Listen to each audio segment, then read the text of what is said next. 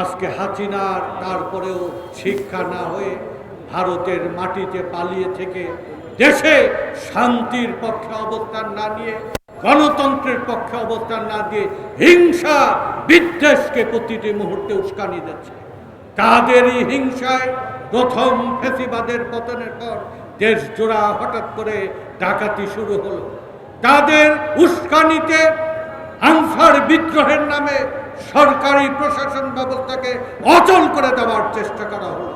তাদের উস্কানিতে পাহাড়ে আধিপত্যবাদের উস্কানিতে সশস্ত্র বিদ্রোহ রচনা করল।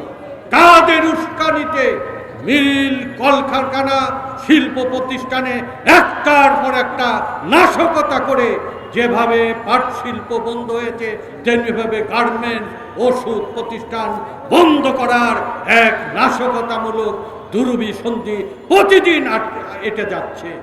10 তারিখে এমনি একটি বায়বীয় ঘোষণা দেওয়ার পরে তারা একজনও পথে নামেনি। আমরা তদন্ত করে পেয়েছি একটা লোকও তাদের কথায় নামেনি। কিছু অতি উৎসাহী পুলিশ তাদের কৃতিত্ব দেখানোর জন্য 3 জনকে গ্রেপ্তার করে ট্রাম্পের ছবি আর হাসিনার ছবি মিলে একটা তারা কৃতিত্বের জন্য। এটাও সত্য ঘটনা নয়। আজকে আওয়ামী লীগ ঘোষণা করেছিলেন আমরা আর কখনো আমেরিকায় যাব না। আজকে কি করুণ পরিণতি! ট্রাম্পের ছবি নিয়ে তাকে রাজনীতিতে পুনর্বাসিত হতে হবে।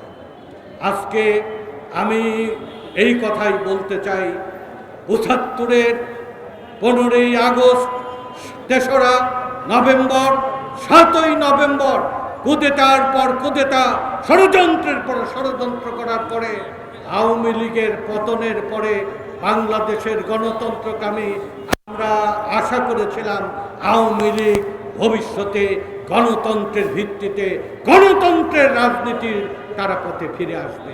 ফিরে আসেনি। 5ই আগস্টের পরও এতটুকু তাদের পরিবর্তন হয়নি। এই পরিবর্তন নিশ্চিত করার জন্য বাংলাদেশকে সত্যিকার অর্থে নিরাপদ সার্বভৌম বাংলাদেশ হিসাবে গড়ে তোলার জন্য এই ফ্যাসিবাদের দোসর এবং এই ফ্যাসিবাদের প্রধানের উপযুক্ত বিচার বাংলাদেশের মানুষ দেখতে চায়।